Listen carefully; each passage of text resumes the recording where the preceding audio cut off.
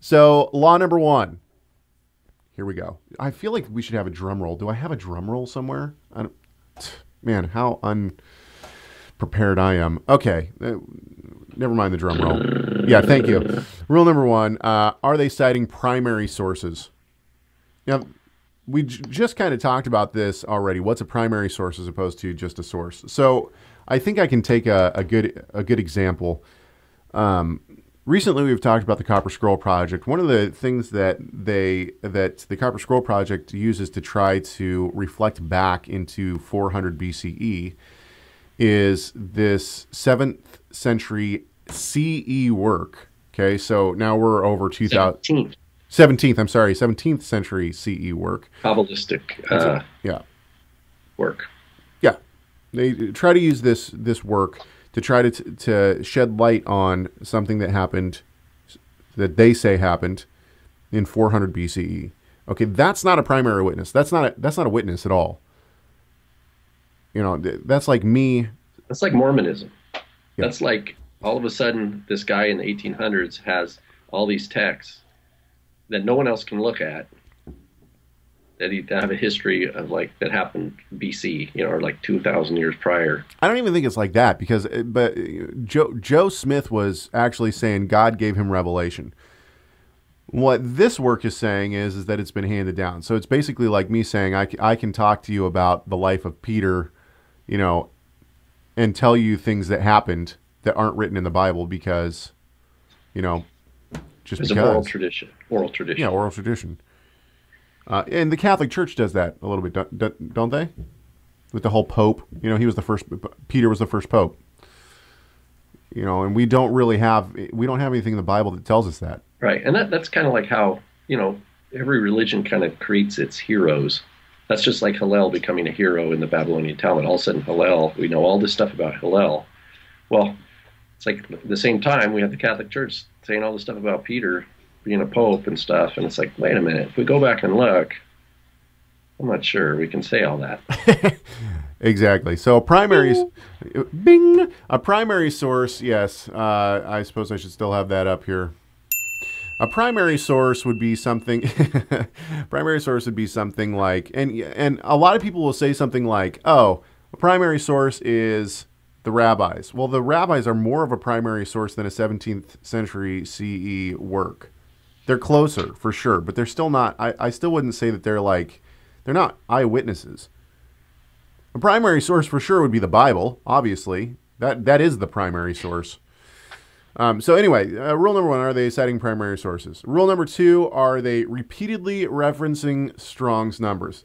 And we're talking about the person who would be teaching whatever it is that we're looking at. And once again, if this isn't, these laws don't necessarily mean that what they're saying is discounted.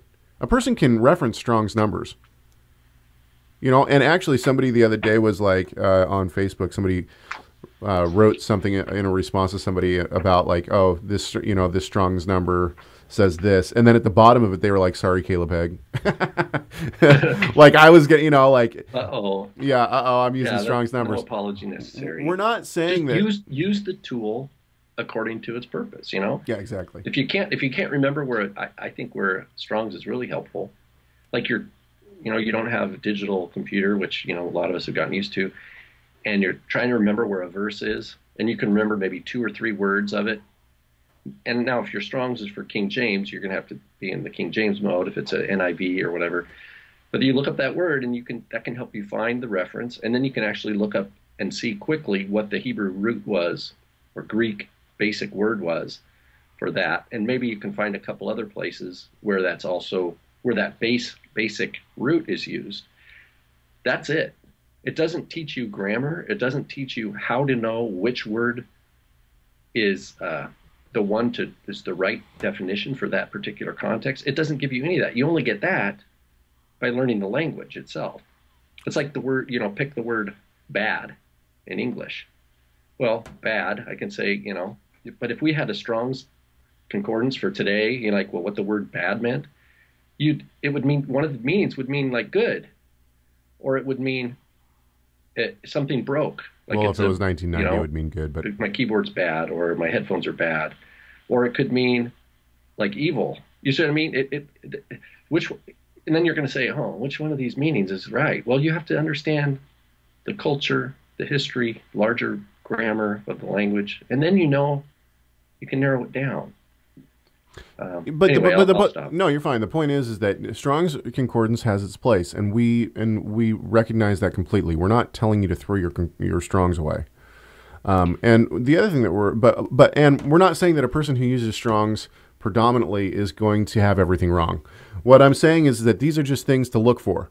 If someone's using Strong's as their lexicon, then that should maybe be a red flag. It doesn't mean that you should throw the person out. It just means that should be a red flag. Okay. We'll move on. Number 3, are the claims sensational? If it sounds too good to be true, it probably is.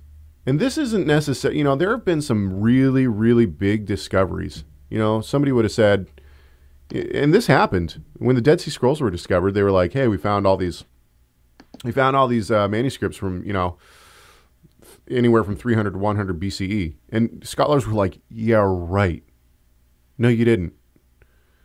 That's basically what happened. They were just like, "No, that's not possible."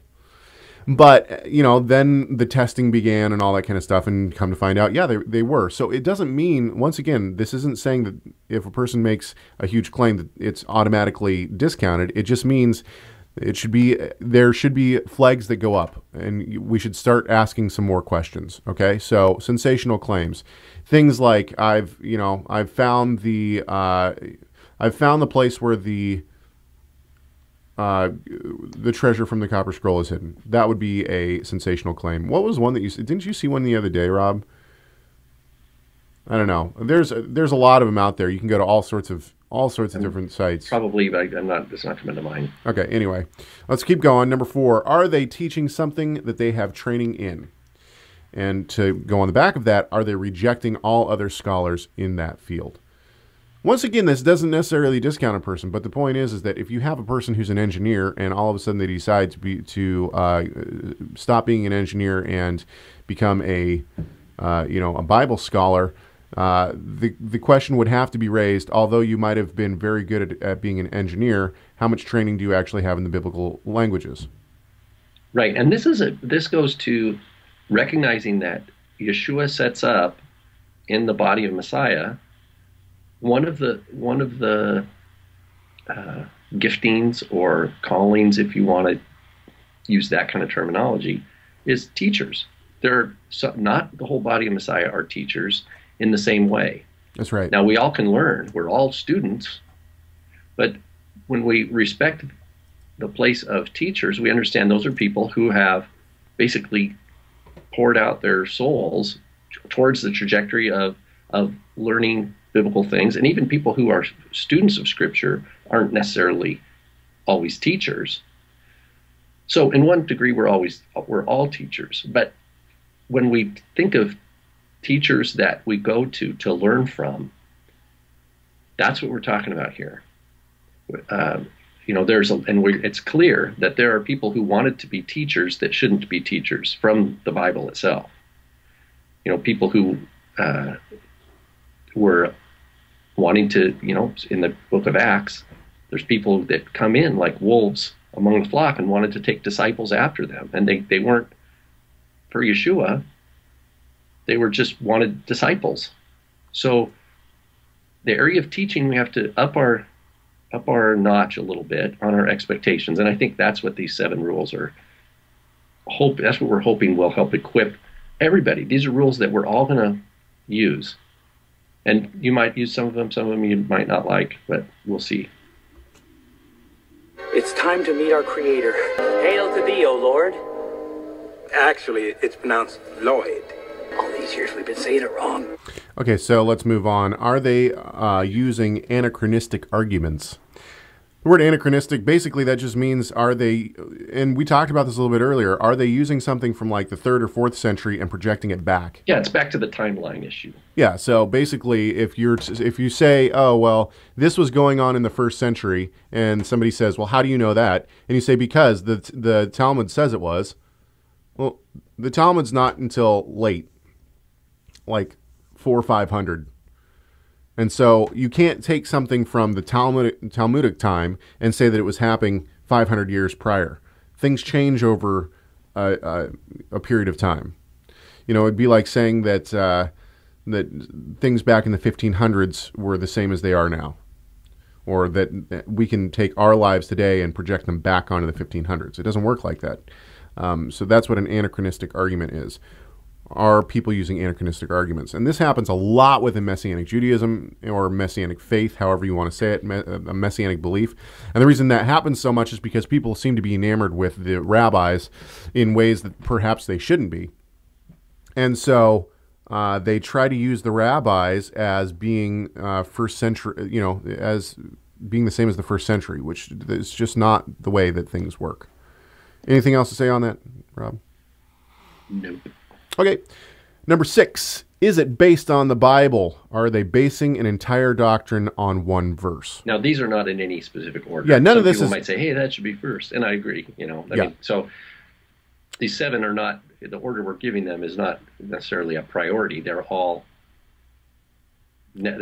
touch each other. It's like this might sound like two different laws or rules, whatever you want to say, but it's actually not. So is it based on the Bible? Yeah, that should be obvious. However, there are a lot of teachers today that are basing things not on the Bible. Their whole argument is based on Josephus and Philo or on the rabbis or whatever, you know, different ends of the spectrum. So is it based on the Bible? That's one thing that I really like about Dr. James White is when you listen to him debate, and I was talking to Adam Smith about this the other day, when you hear Dr. White debate, he is always referencing Bible verses. You have, you know, the guys that he is debating are always saying things like, oh, well, the church fathers say, or, you know, tradition says, or whatever, and White's always going back to the Bible. So it should be based on the Bible. But on the other end of the spectrum of that, are they basing an entire doctrine on one verse? That shouldn't happen. You have multiple witnesses within the Bible, just as you do in anything else. So if you're trying to put a whole doctrine on one verse, probably not the best. Okay, and then finally, last but definitely not least, and this could be number 1 as well, like Rob said, these aren't in any specific order, you have, did Yeshua use this way of teaching? So, for instance, you know, we've talked about Pardes before on this show. If you don't know what Pardes is, it's a mystical way of interpretation, that a single word has multiple meanings, and you have to figure out what meaning. You know, it has 5 levels of meaning, and you can apply each level of meaning to different situations. That's or 4, particularly with Pardes, but it's the idea of that there's a specific interpretive system, and then you have to like identify which one it belongs to. But the point here, I've heard people, you know, talk about that sort of thing. Like, I know these 2 levels of this verse, but I don't know these other 2 levels, and that it's governing the way they're thinking about the text. Yeah, exactly. But you don't see Yeshua doing that. You don't, at least not the way that Pardes is being used within the Jewish communities. Anyway, so those are these. I feel like we should have some kind of like great music that goes right now. I don't think I have any. Well, let's see here. Do I have any music? Music. What do I have in my music? No, I don't. This is what you call dead air time.